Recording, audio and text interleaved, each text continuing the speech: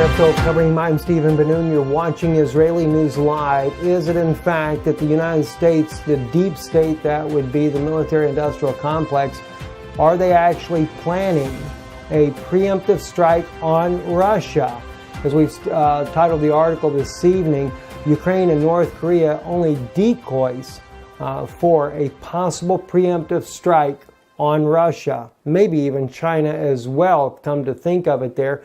And what we're seeing, this of course is not something of our own statement. This here is the article you're seeing here on fortrus.com.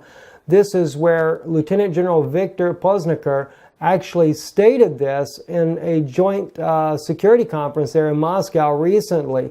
Representatives of the Russian armed forces have stated that the U.S. is creating a military infrastructure near Russia's borders for the application of a sudden nuclear strike. Now, different analysts are stating that the U.S. military does not believe in a ground war, that the U.S. would be successful going up against Russia and China, or especially Russia and China together.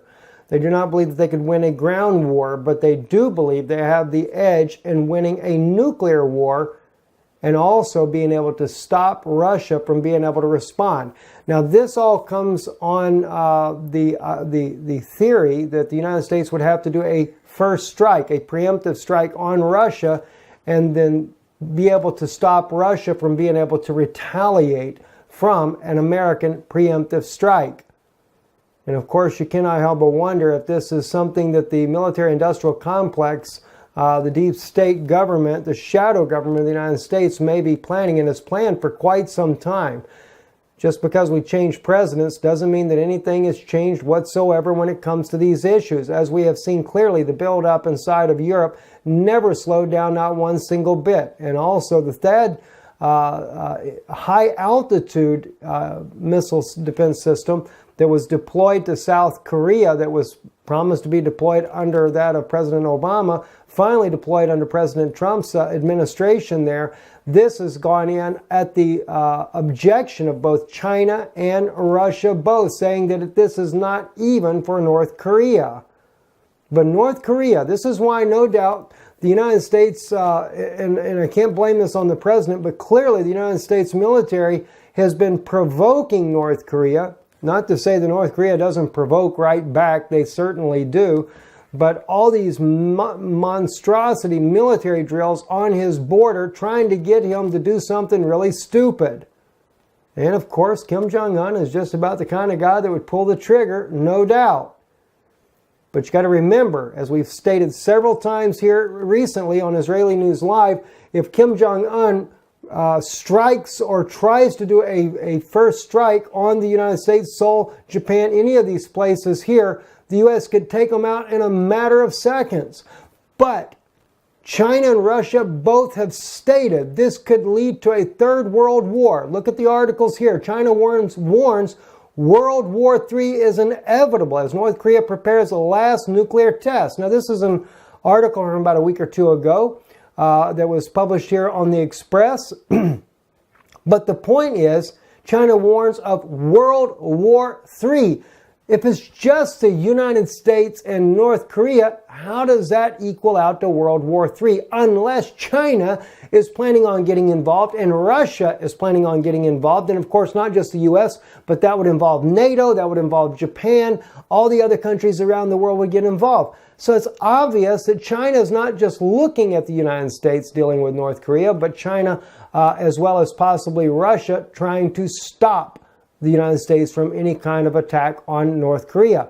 We also have North Korea and USA new updates as Trump and Kim Jong-un stand on the brink of nuclear war. Kim Jong-un and Donald Trump are inching closer to World War III as tensions over North Korea's nuclear program continue to grow. Here are live updates on the U.S.-North Korean conflict with all of the latest news. Once again, the express.co.uk bringing up the latest report, and it says here, North Korea continues to ramp up tensions with the U.S., with Kim Jong-un threatening to conduct a 6th nuclear weapons test.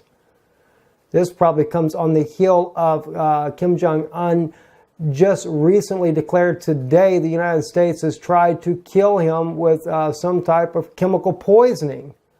So tensions are very high. But as I stated, we have the Lieutenant General stating in here, Victor Poznier, he states here, this statement was made on April 26th, the first Deputy Chief of the Main Operations Director, Victor Poznier, at a Moscow International Security Conference of the Russian Armed Forces. U.S. missile defense bases in Europe, ships with missile defense elements in the seas and oceans close to the territory of Russia, creates a powerful hidden impact component for the application of a surprise nuclear missile attack on the Russian Federation. Posner said the European echelon of the U.S. missile defense system uses ground-based versions of radar systems and missile launchers, maritime defense systems. These launchers provide the use of a wide range of missiles, including Tomahawk and cruise missiles. But see, the thing is according to Dr. Roberts, this isn't the only reasoning for this defense system to begin with. Dr. Roberts details it very much, and also Top War did not go unnoticed with what Dr. Roberts had to say in his own analysis. They picked it up as well. This is topwar.ru, is a very deeply embedded nationalistic Russian online news source here. And they also are quoting True News in their article here. Very interesting, but they do cite in here that yes, that they're thinking that the United States is definitely going to do a first strike, or is preparing for a first strike on Russia and China as well, both combined together. And of course, his whole premise on this, Dr. Roberts, is the fact that the placement of all the anti-missile defense systems being placed both in Europe, also in South Korea, also in the Black Sea, the Baltic, we have the Mediterranean, we have ships there, we have them in the Sea of Japan, etc. And, well, let me just read to you some of the things that he actually states here. All right, this is Dr. Paul Craig Roberts. Not everyone likes to hear about the threat of nuclear war. Some find refuge in denial and say the nuclear war is impossible because it makes no sense. Now, jumping on down just a little bit.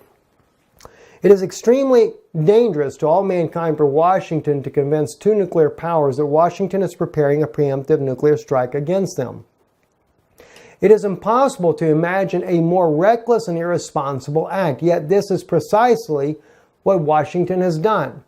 Now, he also quotes Lieutenant General Victor Poznier, Deputy Head of Operations of the Russian General Staff, has concluded that Washington, in pursuit of a global hegemony, is implementing an anti-ballistic missile system that Washington believes can prevent a Russian nuclear response to a U.S. preemptive attack. Careful studies have convinced the Russians that Washington is investing in and arranging components that have no further function than that to devastate Russia and cripple the country's retaliatory capability. In short, Washington is preparing a launch of a nuclear war. RT also reporting this as they put this up as well. As I explained previously, the theory behind the insane scheme is that after America's preemptive strike, Russia will be so devastated that Russia would not retaliate with any remaining forces out of fear that Washington would launch a second major strike. Washington also plans to use agents in the place to assassinate as many members as possible of the Russian government, thus leaving the government in confusion and without leadership. Yes, the insane American, as he puts it, Israeli neoconservatives are this determined to exercise hegemony over the world. Yes, Washington is sufficiently criminally insane to risk the destruction of life on Earth based on the supposition that Washington's offense will work perfectly and China's capabilities will be so degraded that no retaliatory response will occur. Now, you might ask, how or why? How could the United States justify a preemptive strike on China and Russia, especially at the same time? Well, there's two different possibilities that I can see. North Korea being the main one. As I stated before, and as these experts also are stating, the analysts that we're looking at here, the U.S. has used Ukraine, the crisis in Ukraine, the civil unrest, everything that caused Ukraine just to fall apart and blaming everything on Russia when it was never Russia to begin with. It was a CIA-backed coup that caused the collapse of the pro-Soviet or pro-Russian government, that of the former President Yanukovych. And now we have the situation in North Korea, which everybody knows Kim Jong-un is certainly going around threatening the entire world that he's going to use nuclear weapons on them. And I personally don't think that Kim Jong-un would ever get a nuclear weapon successfully to leave North Korea's airspace without being shot down by the United States. But that being said, and China and Russia saying that this would spiral out of control, the first moment China and Russia begin to knock down Tomahawk cruise missiles coming in on North Korea, when the United States is justifying a reason for attacking North Korea, that's what will give the United States a reason for a preemptive strike on either Russia or China and Russia together. And I think the first response would be to go for Russia singularity. And then, of course, China, if China seems to want to join with Russia to defend Russia, then they will take them both out. And as the Dr. Roberts is stating here, that they believe that they can actually do it. And this is something that studies have been done on in the United States to see if they could survive. What would be the outcome of a Russian-U.S. Nuclear war exchange? Is there a survivability? Well, seems like the military-industrial complex seems very bent that they have the ability to survive. And we just don't know how that's going to go. But it's not looking good to begin with, friends. Not looking good at all. The U.S. military security complex has clearly prevailed over Trump's intention to normalize relations between the U.S. and Russia, and the anti-Russian venom continues to pour out of NATO and Washington's European vassal states. The majority of the American people seem to have accepted the propaganda that Russia is the #1 threat to the United States. With propaganda controlling the explanation, Washington's aggressive actions are explained as defense against a threat and not as a policy that will end life on Earth. Another extraordinary point that Dr. Roberts brings up in his own article here. Very, very detailed article, and I think it's worth your time reading. We'll have it posted in the links below here. But there was something else that I wanted to share with you guys as well. And I blew this up on the screen and behind me right here, this particular article right here. I just want you to see this. This is also quoting Lieutenant General Viktor Pozniker. All right, it says U.S. radars cover almost all Russian territory. This is from the Russian MOD report here, the AnaPernaPost.com. And it states in here in the one line, according to Lieutenant General Viktor Pozniker, U.S. missile defense system also threatened space exploration activities by other countries, including, and that's all we can see. But the title says it all. U.S. radars cover almost all Russian territory. Keeping in mind, we also have, I don't know if we have air defense systems in Afghanistan, but that's to the south of Russian border. But here's what happens if you click on the link. I want to just show you here. I'm on it. I click on it. This is what you get. 404, sorry, page not found. The page you are looking for was moved, removed, renamed, or might have never existed. And I've tried multiple ways, multiple times to be able to open up this post. You're just not going to do it. So I guess maybe he went, and these people here in March 28, 2017 went a little bit deeper than what they wanted anybody to be able to see. Then we have another issue coming up. Sputnik reporting, U.S. House bill on port controls amounts to a declaration of war, says one Russian senator. A U.S. House Representative bill establishing control over the Russian Far East ports envisions a show of force and thus amounts to a declaration of war, the chairman of the Russian Upper House of Parliament's International Committee told Sputnik. This bill, I hope, will never be implemented because its implementation envisions a scenario power with forced inspections of all vessels by U.S. warships, Konstantin Koshchev said on Friday. His comments follow the report passage on Thursday of a House bill enhancing sanctions against North Korea, outlining inspection authorities over Chinese, Iranian, Syrian, and Russian ports. The latter included the port of Nakhoda, Vanino, and Vladivostok. Vladivostok, by the way, is where Russia has its military sitting right now on the very border of North Korea only 8 miles away, or 8 kilometers away. I forget which one it was there. So yes, this is something that's keeping Russia very much tense right now with the United States, and of course not making the situation there any better at all. North Korea, U.S. starts moving the THAAD, as we already know, the defense system to South Korea, the deployment site there. That has already been done successfully. And this is one of the reasons why there is so much concern. And another thing I want to just throw in here in closing on our broadcast today, this Russian article here just really kind of threw me for a loop. Russia is in the final stages of selling the S-400 system for $500 million US to Turkey. And it seems like that the United States keeps doing, the military leaders, they're very provocative moves they're making. And the latest move, the United States there to support the Kurds in Syria on the Turkish border, and now Erdogan threatening the United States that they may end up taking out some of the U.S. military in that area if they continue to support the Kurds, makes it once again look like that Turkey is siding with Russia, when in fact, I believe it's another ploy on Turkey, playing the bad guy just long enough so when war does break out, Erdogan will have the United States' back.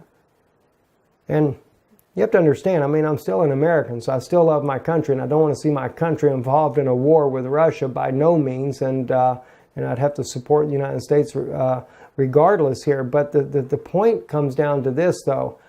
When a deep state government is inciting a preemptive strike on Russia just because they want to have the hegemony of the world, that is completely unethical, ungodly, and completely out of control. Maybe, I know there's a lot of people who believe that China and Russia will take the United States down. There's been prophecies done on this. Maybe that would be so. If they do the preemptive strike, then there is much greater possibility of this. In fact, the other day when I mentioned that Russia was burying nuclear bombs off the shore, keeping in mind that was I think a defected Russian colonel that stated that. And as one brother sent me an article, just a reminder, he says that the U.S. has been planting those nuclear devices off of the eastern coast as well to blame on Russia and make it look like that Russia did a nuclear blast underwater and caused these tsunamis. But you have to keep in mind, and let me just see if I can pull this up for you quickly. There was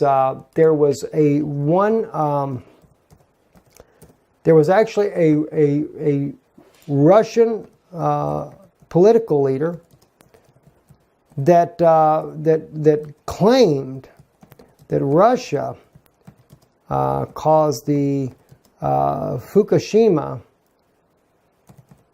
disaster. It was actually Vladimir Zervanovsky that actually made this particular thread here on an interview with television there in the Russian Federation. We have subtitles on the screen here for you, but I'm going to play just a portion of this for you and read the subtitles and kind of stop it as we go, just so you can see what he actually states here. He starts off with Russia with lots of money and resources. He's actually going into saying that all the other nations, including the European Union, the United States, China, all are on the verge of collapse. But he says Russia has lots of money and lots of resources. Well, I don't know about the lots of money, but Russia does have a lot of resources. In fact, some estimates have put it that they have the majority of the world's resources. Whether or not that's true or not, I don't know, but listen to what he says here. And then he goes on to say, and the new weapons, which nobody knows anything about, not yet, as he states there, speaking about that Russia has. With these weapons, we will destroy any part of the planet within 15 minutes. No explosions, no ray bursts, not some kind of laser, no lightning, he says. It's a calm and a quiet weapon instead, he says, with which whole continents will be put to sleep forever. The girl that's interviewing him seems to be laughing about it as if it's a joke. That's all. Then he says, that's all for now. Then she says, there was that tsunami in Japan, right? I say if you want even the tiniest Kuril Island from us. You will have to dig into the wreckage and debris of their buildings. And 120 million of you will all die. And that goes for the rest of the world too. Everybody should start thinking about their own future. And the future of everybody else. Are you still thinking about selling your Gregorian wine to Russia now? Or Georgian wine, sorry. You want UN observers? Do you want the world to forget the world Georgia completely? The word Georgia, excuse me. It will be the Russian-Turkish border instead. Then he says there will be another tsunami on the other side of the planet, in the Caucasus. That will be the end of you. Now, what does he mean by that? Another tsunami in the Caucasus. And he said, that'll be the end of you. So, you know, he's living in Russia. It's not like, you know, the defector that says Russia has planted these nuclear bombs along the coast of the United States and calls it sleepers. And I know there was another interview that he was in that I also saw that he spoke about this. And he actually brings it up saying, you remember Fukushima? And he talks about, we can do it again. Take it for face value, whatever you want to say. I don't know myself, friends. All I know is we're living in a very volatile time. By the way, just to let you know, in closing with our broadcast this evening, President Trump has announced today that he will be going to Saudi Arabia, then to Jerusalem, then over to see the Pope in Rome. That seems just a bit odd that he's going to go see the Pope. Also, he has another meeting, the G20 summit there, also in Rome. And we are looking to possibly try to get down there. Haven't decided which event we're going to try to cover as of yet when President Trump comes in, but we will be covering it. Israeli News Live will be there. We will need your help in making these things possible as well. And again, we're also getting down to the final wire on trying to make the decision on going on to satellite television in the United States. I'd love to do it all over the world, but we just don't have that type of financial ability. If you have a business that you would like to sponsor this with, I'm sure that's tax deductible as far as advertisement. You can advertise on the news feed that we will be doing on satellite television throughout the United States. 20 million homes from what I understand that we go in. We're looking at prime time event as well. Looking at 2 different times. Let us know. Send us an email. We'll put our email address here in the description box there so that you can email us to let us know if you would like to try to sponsor one of these broadcasts. Or if you just don't have that type of finances, because I know that's pretty much in depth, but you would like to help contribute to that, or even to the trip that we'll be making to try to cover President Trump coming to meet either the Pope or to the G20 summit. Not sure which meeting we'll get to, but we're going to try to get to one of those. Definitely go to our website, IsraeliNewsLive.org, or right on our YouTube channel, just above the subscribe button there. You can donate there. Thank you for your help and your support. I'm Stephen Benoon. You're watching Israeli News Live. Eric.